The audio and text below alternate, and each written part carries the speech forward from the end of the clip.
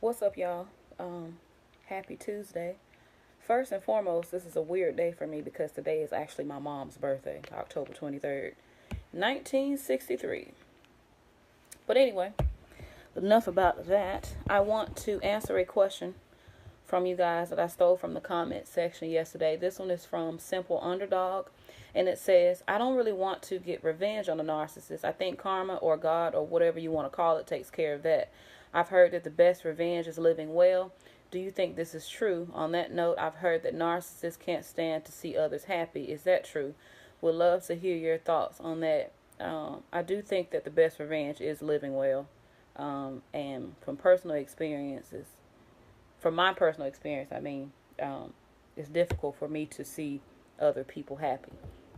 But to answer your question, so that you guys can understand why it's difficult for me to see someone happy, I'll start with my childhood experience because this is the first time that I can recall being hurt by someone else being happy. And after I talk about that briefly, I'll give you guys two examples of me sabotaging another person. The first example is blatant. It's something that I did to my husband. And the second one is by withholding information. And this is something that I've done a lot through the years. But one incident really stuck out to me, and so I'll tell you guys about that. Okay, so let me start with my childhood experience. So I don't recall ever asking my parents for anything that I wanted, like really wanted, and receiving it. The answer was almost always no, unless it was something that my mother wanted to do as well, or if it made her look good. So anything that I wanted to do, spend time at my friend's house, the answer was no. Go to my aunt's house to spend time with my cousins who were close in age, no. When I got older and I started to express myself, in my hopes and dreams, for example, there was a brief period in high school when I was a Missy Elliott fan. I don't know how old you guys are, but, back when I was in high school, she had songs out like Get Your Freak On, Get Your Freak On. And I was just obsessed with Missy Elliott. I was like, I want to be like Missy. And so I decided at that point that I wanted to be a record producer, following Missy Elliott's footsteps. And I did some research online, and I found a school in Orlando called Full Sail. I ordered one of the introductory packets in the mail. They send the packet in the mail, let you know about the school and when they're going to have open house, shit like that. So I ordered the introductory packet in the mail, and when I received it, I left it closed, and I said, Mom, I wanted you to look at this and tell me what you think about it. And she told me to sit it on the end table in the living room, and I did. And she said that she would look at it. Well, it was still there weeks later, and by the end of the month, it was trash. So let's backtrack. Going to school, hold on, y'all. Going to school and hearing about how the other girls had spent the weekend or the night before over so-and-so's house and how they had a good time, it used to really piss me off and used to really hurt my feelings because I always felt like I was missing out on something. And when I used to go to my grandmother's house, my birth father's mom, I would go maybe 2 or 3 times a year, and I'd hang out with my cousin Torquesia, who's done videos with me on here previously. But I would hang out with her and her 2 other sisters, one who's older and one who's younger. And I just remember that I would start to hate them because they saw my grandmother more than I did. And they would all have like these conversations, and I would feel left out, like I didn't know what the hell was going on. And I also picked up on the fact that my grandmother would buy them clothes and shoes throughout the year, and she only brought me clothes and shoes on Christmas or when it was time to go back to school. And so on one incident, I asked her about it, and she told me that the reason she didn't do stuff for me was because of my mom.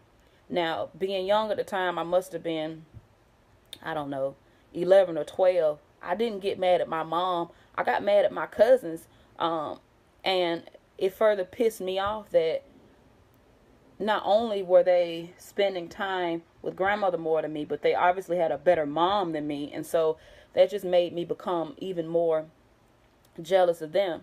And so as an adult, most of my envy towards others was due to feeling like they were winning and I was being left out and I was a loser. And this would frustrate me. And I remember people would tell me their good news, and I silently wish it fell through. Like, I'd have a friend. She'd say, yeah, I got a boyfriend. And in my mind, I'd be like, I hope he cheats. Different things like that. I just did not have faith that anybody could accomplish anything good. And so when I saw people accomplishing what looked like a good thing, it used to piss me off, like really, really genuinely piss me off. And so my envy manifested as sabotage. And here are two different ways I acted it out. All right, so blatant sabotage. The example I want to give was with my husband. So a few years ago, he took on a second job. I wasn't working at that time, and as a matter of fact, the little money I did have from the little side jobs I was doing, I was using it for clothes, weed, and to impress people, you know, just to say I had it, you know. So anyway, he had a job interview at the cigar shop. They were trying something new at the time, and they wanted to serve food, and so he applied for their chef position. I was upset that he was taking on a second job because he already had one. Now that I can look back on it, clearly he was taking on a second job because my deadbeat ass didn't want to work. First and foremost, I understand that now. But at the time, I felt like by him taking on that second job, I would never see him, and therefore I would have to fend for myself and I wouldn't get my needs met. Because at this time, my husband was doing all the cooking. He was primarily doing most of the cleaning. Anything that kind of helped the house, you know, kept the house up and running, that was his job. You know, I just didn't do things like that. It just wasn't my strength. Never had been. Even when I was a kid, my mom used to say, you know, I wasn't the best cleaner and things like that. And that's true. I know that's true. I don't believe that's something that she, you know, said that wasn't true, because even now, shit, I don't like to fucking clean up. I just don't. Sometimes I clean, sometimes I don't. But when I do clean, when people mess up the house, it pisses me off. Like, if I clean up something, I want to stay clean forever. If I clean the dishes and I wake up the next morning, there's dishes in the sink, that pisses me off. Now, I know that's unrealistic. But anyway, neither here nor there. So, dang, I went off. Hold on, y'all. My bad.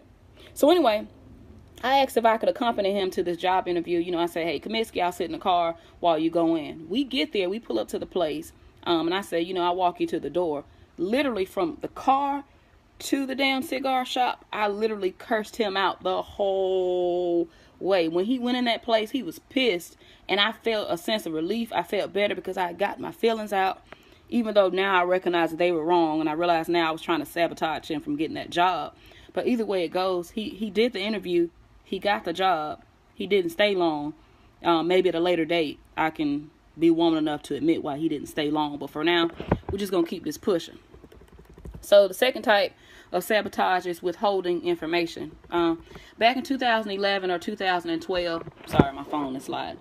A friend of mine told me that she was looking for a new car. Between you and I hated this girl. I really, really did. We were best friends, and I had a lot of best friends throughout the years, and I just could never keep them long. This was probably the longest friendship I'd ever had. Yeah, at that point.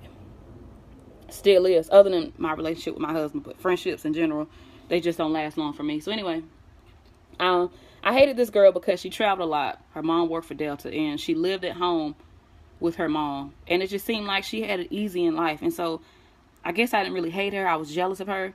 Because all the while I had these bills piling up, and she seemed to skate through life without a care in the world. So anyway, she told me she was getting a new car, and I assumed that the car she was going to get was going to be newer than mine. I had a 2003 Oldsmobile Alero at the time. So she told me she was going to get a new car, and she asked me would I go look, you know, with her at some car lots. So we went to these car lots. The cars, honestly, they were overpriced, they were old, and they were trash. That's the truth.